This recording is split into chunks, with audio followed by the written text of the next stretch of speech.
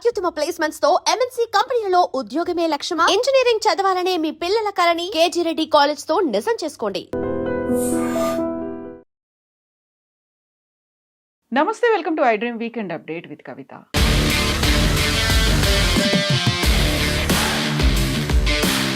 కాంగ్రెస్ నాయకుడు MP Rahul Gandhi parliament సభ్యత్వాన్ని రద్దు చేయాలి, జీవితకాలం మళ్ళీ ఎన్నికల్లో పోటీ చేయకుండా చూడాలి అని బీజేపీ ఎంపీ నిషికాంత్ దూబే పార్లమెంటులో ఒక నోటీస్ని జారీ చేశారు. యాక్చువల్గా రాహుల్ గాంధీ ఏం చేశాడు, బీజేపీ ఎందుకు అంతలా మండిపడుతోంది? మనతో పాటుగా ఉన్నారు మన తెలంగాణ ఎడిటర్ దేవులపల్లి అమర్ గారు. సార్ నమస్తే. నమస్తే. సో రాహుల్ గాంధీ అనగానే ఆయన ఏదో విచిత్రమైనటువంటి వ్యాఖ్యలు చేస్తారు, స్టేట్మెంట్లు ఇస్తూ ఉన్నారు, ఆయనకి అవగాహన లేదు అనేటువంటి ఇప్పటిదాకా బీజేపీ ఆరోపణలు చేస్తూ వచ్చింది. బట్ ఇప్పుడు ఆయన సభ్యత్వాన్ని రద్దు చేయండి, జీవితకాలం పోటీ చేయకుండా చూడండి. ఏం జరుగుతోంది అసలు? ఏం జరుగుతుంది? రాహుల్ గాంధీని జీవితకాలం పోటీ చేయకుండా చేసే ప్రయత్నం చేస్తారు. అది సాధ్యం కాదు.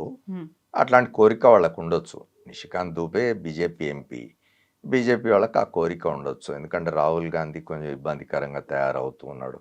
గతంలో లాగా నాన్ సీరియస్ కాదు, అతను చాలా సీరియస్గా పర్ఫామ్ చేస్తూ ఉన్నాడు. ఇతని వల్ల మనకు ప్రమాదం ఉన్నది అనుకొని అతన్ని పోటీ చేయకుండా చేసే ప్రయత్నం చేసి, అది సాధ్యం కాదు. ఒకవేళ చేసిన అతను పోటీ చేయకుండా జీవితకాలం అతను పోటీ చేయకుండా చేసిన అవుతుందా? కాంగ్రెస్ పార్టీలో ఇంకే నాయకుడు ఉండడా? ఇంకే నాయకుడు వచ్చి వీళ్ళను ఇదే తరహాలో లేదా ఇంతకంటే ఎక్కువ ఇబ్బంది పెట్టడా? కాంగ్రెస్ కాకపోతే ఇతర పార్టీలు లేవా? ఇవాళ దేశంలో మమతా బెనర్జీ ఉంది, ఆమెనేం చేస్తావు? మమతా బెనర్జీ పార్టీలో ఉన్నారు చాలామంది, వాళ్ళందరినీ ఏం చేస్తావు?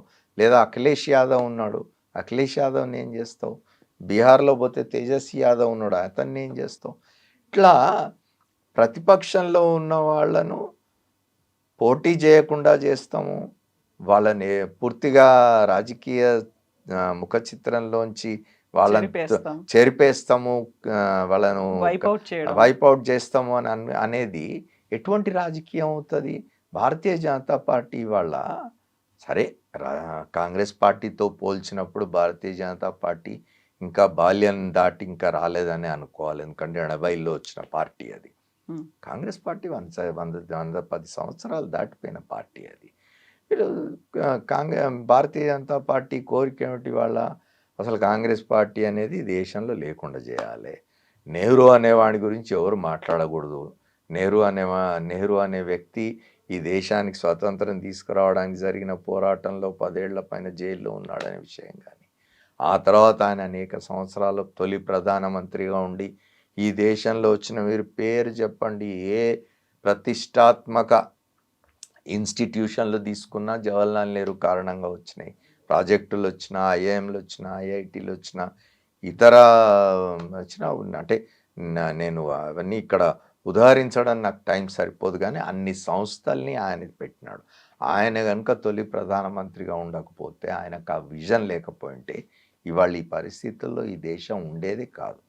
కాబట్టి ఇవాళ భారతీయ జనతా పార్టీ, కాంగ్రెస్ ఉండొద్దు, రాహుల్ గాంధీ ఉండొద్దు, వీళ్ళందరితో మొత్తం చెరిపేయాలే దీని మించి, రాజకీయ పటం మీద నుంచి అని అనుకోవచ్చు. దానికి ఇంకో కారణం కూడా ఉన్నది.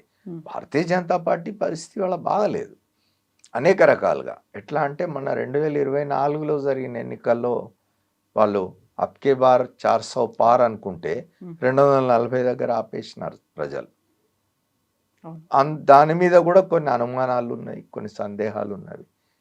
రేపు జరగబోయే ఎన్నికలు, 2029లో జరగబోయే ఎన్నికల్లో పరిస్థితి ఎట్లా ఉంటుందో తెలియదు. ఇప్పటికే 3 సార్లు అధికారం ఇచ్చినారు ప్రజలు, 4వసారి అధికారం ఇస్తారా? ఇటీవలి కాలం ఈ దేశంలో ఎప్పుడు కూడా కేంద్రంలో 4 పర్యాయాలు ఒక పార్టీ అధికారంలో ఉన్నది లేదు. సో ఇప్పటికే 2 చేతికర్రలు పట్టుకొని ప్రభుత్వం నడుస్తున్నది, మిత్రపక్షాల సహాయంతో. బీజేపీ సపోర్ట్ తీసుకొని సొంతంగా కాళ్ళ మీద నడిచే పరిస్థితి లేదు. రేపు ఎట్లా ఉంటుందో తెలియదు. ఆ డెస్పరేట్ దీనిలో ఉన్నారు. రెండోది, విపరీతమైన ఇవి బయటకు వస్తూ ఉన్నాయి చూడండి మీరు. ఎప్స్టీన్ ఫైల్స్ పేరుతో వచ్చిన తర్వాత భారత్ అమెరికా వాణిజ్య ఒప్పందానికి సంబంధించింది అయినా తర్వాత వీటన్నిటికంటే కూడా, అంటే ఎట్లా ఉంటుందంటే రాహుల్ గాంధీ ఏదో చాలా పిల్ల చేష్టలు చేస్తాడు, లేకపోతే ఏదైనా ఒక విషయాన్ని పట్టుకొని ఇక దాని మీదనే మాట్లాడతాడు, సంచలనం చేసే ప్రయత్నం చేస్తాడంటారు. కానీ Naravane was our army chief. ఆయన ఆయన రాశాడు. ఇప్పుడు ఆ పుస్తకం అచ్చయిందా లేదా, నీకు ఎక్కడి నుంచి వచ్చింది కాపీ, నువ్వు ఎట్లా మాట్లాడుతున్నావు, అవును, రిలీజ్ అవ్వకముందే ఎలా చూపించు. మేము పెంగ్విన్ మీద కేసేస్తాం, ఇట్లాంటివి కాదు కదా. ఆ నరవణే అనే తను రాసిన తన అనుభవాలు, ఆయన ఆటోబయోగ్రఫీ అది. ఆయన రాసిన పుస్తకంలో ఆయన అనుభవాల్లో ఆయన రాసిన దాంట్లో ఉన్న విషయాల మీద రాహుల్ గాంధీ మాట్లాడుతున్నాడు. నిజమా కాదా చెప్పాలి. రాజ్నాథ్ సింగ్ దీన్ని చాలా నాన్ సీరియస్గా తీసుకున్నాడా లేదా? నరవణే అందులో రాసినాడు కదా గ్యాల్వన్ సంబంధించి. ఆయన రాజ్నాథ్ సింగ్ అన్నాడు, నీకు ఉచితం అని తోచింది చేయిపో అని. అట్లా ఉండదు కదా ప్రభుత్వం. ఇంకో దేశంతో మనం ఇంకో దేశాన్ని హ్యాండిల్ చేస్తూ ఉన్నప్పుడు ఇండియా చైనాకు సంబంధించిన వ్యవహారం అది, అంత నాన్ సీరియస్గా ఉండదు. ఇట్లాంటివి చాలా నరవణి పుస్తకంలో ఉన్నాయని. నువ్వు ఆ పుస్తకం ఎట్లా బయటకు వచ్చింది, అది ఇంకా పబ్లిష్ కాలే కదా, నీకు ఆ కాపీ ఎట్లా వచ్చింది, నువ్వు జిరాక్స్ తీసినావా, లేకపోతే వాడిని ప్రింట్ చేసి ఇచ్చిండా, ఇది కాదు కదా చర్చ. ఆ పుస్తకంలో కంటెంట్ ఏమిటి? నరవణే అనే అతను ఇట్లా తీసిపారేదగ్గవాడు కాదు, అమర్ లాంటి వాడు కాదు, సాధారణ పౌరుడు కాదు. అతను చీఫ్ ఆఫ్ ఆర్మీగా పనిచేసినవాడు. అప్పుడు పనిచేసిన కాలంలో జరిగిన విషయాలు రాసినాడు ఆయన. మాట్లాడండి వాటి గురించి, మీ తప్పు లేకపోతే ప్రూవ్ చేసుకోండి. అట్లాగే అమెరికాతో జరిగిన వాణిజ్య ఒప్పందం తీసుకోండి మీరు. దానిలో కూడా ట్రంప్ అనేవాడు మీరు రష్యా నుంచి చమురు కొనొద్దు అని అంటే రాహుల్ గాంధీ అడగొద్దా? రాహుల్ గాంధీ ఏమన్నాడు లోక్సభలో, మీరేమిటి మనం రష్యా నుంచి కొనుగోలు చేయాలా వద్దా, లేదా ఇంకే దేశం నుంచి చమురు కొనుగోలు చేయాలి, అసలు చమురు మనం ఎక్కడి నుంచి కొనాలి అనేది ట్రంప్ ఎవరు మనకు ఆదేశించడానికి, నిర్ణయాలు ట్రంప్ ఎవరు చేయడానికి మన తరఫున? అంటే భారతదేశాన్ని చివరికి ఎవరి చేతిలో పెడుతున్నారు మీరు? ఇదంతా మీరు ఎందుకు చేస్తున్నారంటే మీకు ఊపిరాడని పరిస్తున్నది. ప్రధానమంత్రి వాళ్ళ ఊపిరాడడం లేదు, ఆయన గొంతు పట్టుకున్నారు. ఎందుకంటే ఆయనకు సంబంధించిన వ్యవహారాలు వాళ్ళ చేతుల్లో ఉన్నాయి కాబట్టి అని చెప్తున్నారు. ఇప్పుడు ఇవన్నీ నేను ఇంతకుముందు చెప్పినట్టుగా ఇవన్నీ వాస్తవాలు కాదా అనేది పద్ధతుల్లో ప్రూవ్ కావాలి. ఒక పద్ధతిలో ప్రూవ్ కావాలి. మీరు ప్రూవ్ చేసుకోవాలి. మీ మీద ఆరోపణలు వచ్చినాయి, మీరు ప్రూవ్ చేసుకోవాలి. రాహుల్ గాంధీ ఒక పుస్తకం పట్టుకొని అందులో ఉన్న కంటెంట్ గురించి చెప్తున్నాడు.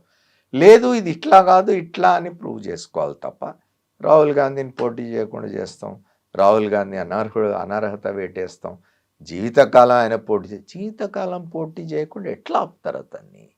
ఏ రకంగా, ఏ చట్టాల ప్రకారం? మన రాజ్యాంగంలో ఏ చట్టంలో ఇట్లా ఉన్నది? ఎవరిని జీవితకాలం పోటీ చేయకుండా నిరోధించవచ్చు? రాహుల్ గాంధీ ఆ కోవలోకి వస్తాడా? ఇవన్నీ మాట్లాడాలి కదా. ఇవన్నీ లేకుండా అతన్ని చేసేయాలని ఒక నోటీస్ ఇస్తే అయిపోతుందా? అంటే లోక్సభకు అధికారం ఉందా? అది కదా.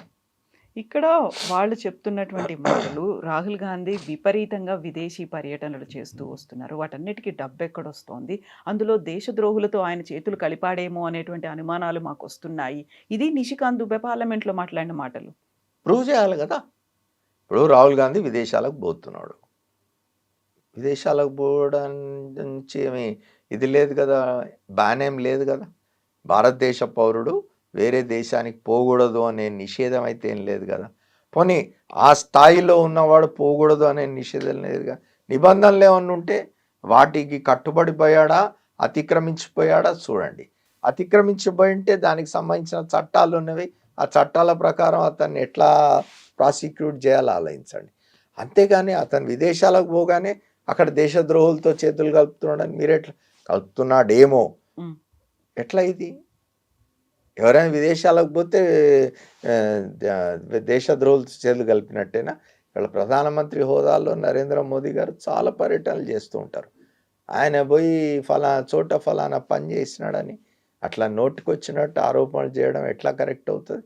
ప్రధానమంత్రి ఒక బాధ్యత గల స్థానంలో ఉన్న వ్యక్తి, ప్రధానమంత్రి ఈ దేశానికి చాలా ముఖ్యమైన దీనిలో ఉన్న వ్యక్తి. ఆయన గురించి ఇష్టం వచ్చినట్టు మాట్లాడకూడదు కదా. అది కూడా అదే ఇది ప్రతిపక్ష నేతకు కూడా వర్తిస్తుంది. రాహుల్ గాంధీ లోక్సభలో ప్రతిపక్ష నాయకుడు, ఒక ప్రధానమైన రాజకీయ పక్షానికి ముఖ్య నేత అతను. అట్లాంటి వాడిని పట్టుకొని మీరు ఆషామాషిగా మాట్లాడితే అది ఎట్లా అవుతుంది?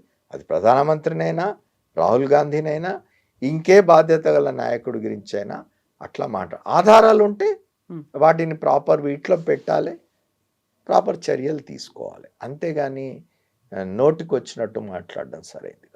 ఇప్పుడు పార్లమెంటు సజావుగా సాగకుండా చేస్తోంది కూడా కాంగ్రెస్ పార్టీ. అందులో ఉన్నటువంటి కొంతమంది ఎంపీలను రెచ్చగొడుతున్నారు, పోడియం మీదకి వచ్చేలా చేస్తున్నారు, మోదీ మీదకి కూడా అటాక్ అయ్యేలా ఒక దురదృష్టకరమైన పరిస్థితి ఏమిటి అని అంటే, స్పీకర్ స్వయంగా నేనే ప్రధానమంత్రిని రావద్దన్నాను సభకి. రాష్ట్రపతి ప్రసంగానికి, ఆయన బడ్జెట్ సమావేశాల్లో రాష్ట్రపతి ప్రసంగానికి సమాధానం ఇవ్వాల్సిన ప్రధానమంత్రిని సభకు రావద్దని నేనే సలహా ఇచ్చాను, ఆయన మీద కాంగ్రెస్ మహిళా ఎంపీలు దాడి చేస్తారని నాకు సమాచారం ఉన్నది అనడం ఎంత శోచనీయం అండి. అట్లా జరుగుతుందా? దానికి ప్రియాంక గాంధీ మంచి జవాబు ఇచ్చారామె. కానీ నిజంగా కూడా అట్లా జరుగుతా అంటే, ఇప్పుడు లోక్సభ అయినా అసెంబ్లీ అయినా ఆ ప్రెసిడెంట్స్, ఆ లోక్సభ అంతా కూడా స్పీకర్ ఆధీనంలో ఉంటుంది. స్పీకర్ ఆధీనంలో ఉన్నప్పుడు స్పీకర్ బాధ్యుడు, ఆయన చర్యలు తీసుకోవాలి కదా. అక్కడ భద్రతా చర్యలు ఆయన కంట్రోల్లో ఉంటాయి. ఇప్పుడు లోక్సభ కానీ రాజ్యసభ కానీ పార్లమెంట్ ఆవరణలో ఉండే సెక్యూరిటీ సిస్టమ్ అంతా కూడా స్పీకర్ కంట్రోల్లో ఉంటుంది. ఏం చేస్తున్నావు మరి? అంటే నువ్వు ఫెయిల్ అయినావు, రాజీనామా చేసిపోవాలి కదా. అందుకే వాళ్ళు నోటీస్ ఇచ్చినారు కాంగ్రెస్ వాళ్ళు, ఆయన మీద అవిశ్వాసం పెడుతూ.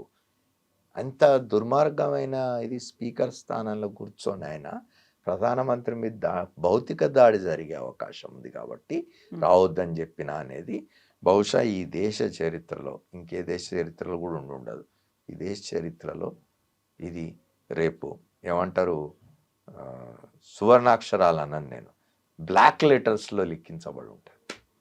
అంత అన్యాయం అది. రాహుల్ గాంధీ మీద ఇంత అటాక్ చేస్తున్నప్పుడు ప్రియాంక మా అన్న అలాంటి వాడు కాదు అని చెప్పినప్పటికి కూడా రాహుల్ గాంధీ ఎవరెవరిని కలుస్తున్నాడు, ఆయనకు కావలసినటువంటి అంత అమౌంట్ ఎలా వస్తుంది, పర్యటనల వెనకాల అర్థం ఏముంది అనేటువంటి ఒక తీవ్రమైనటువంటి వ్యాఖ్యలు చేస్తోంది. ఒక రకంగా ఇప్పుడు గౌరవ్ గొగోయ్ని ఒక దేశద్రోహులు లేకుంటే ఐఎస్ఐ ఏజెంట్లతో వాళ్ళు కలిసి పనిచేస్తున్నారు, ఆయన కూడా కాంగ్రెస్ ఎంపీ అయినప్పటికీ అలాంటి పరిస్థితులే రాహుల్ గాంధీ మీద కూడా ఆరోపణలు రావడం అంటే అదే నేను చెప్పేది. ఇప్పుడు రాహుల్ గాంధీ విదేశాలకు పోతున్నాడు, ఆయనకయ్యే ఖర్చు ఎంత, ఆ ఖర్చు ఎక్కడి నుంచి వస్తున్నది, ఇది కేంద్రంలో అధికారంలో ఉండి మీరు ఆ మాత్రం తెలుసుకోలేని స్థితిలో ఉన్నారా? మీ ఇంటెలిజెన్స్ అంత వీక్, అంత బలహీనంగా ఉన్నదా? ఆయనకు డబ్బు ఎక్కడి నుంచి వస్తున్నది, ఆయన ఎంత ఖర్చు చేస్తున్నాడు, విదేశాలకు వెళ్తే ఆయన ఎక్కడ ఉంటున్నాడు, ఎవరిని కలుస్తున్నాడు అనే విషయాలు తెలుసుకోనేంత బలహీనమైన నిఘా వ్యవస్థ ఉన్నదా మీకు? అజిత్ దోవల్ చాలా గొప్ప నిఘా అధికారి అని కదా మనం అందరం మాట్లాడుకునేది. ఆయనే కదా మీకు మూడు టర్ములుగా మీరు అధికారంలో ఉన్న 2014లో అధికారంలోకి వచ్చిన నాటి నుంచి ఇవాల్టి వరకు ఆయనే కదా మీకు నిఘా వ్యవహారాల విషయంలో సలహాదారుగా ఉన్నాడు. మొత్తం అంతా ఆయన పర్యవేక్షణ జరుగుతున్నది కదా. తెలుసుకోవాలి.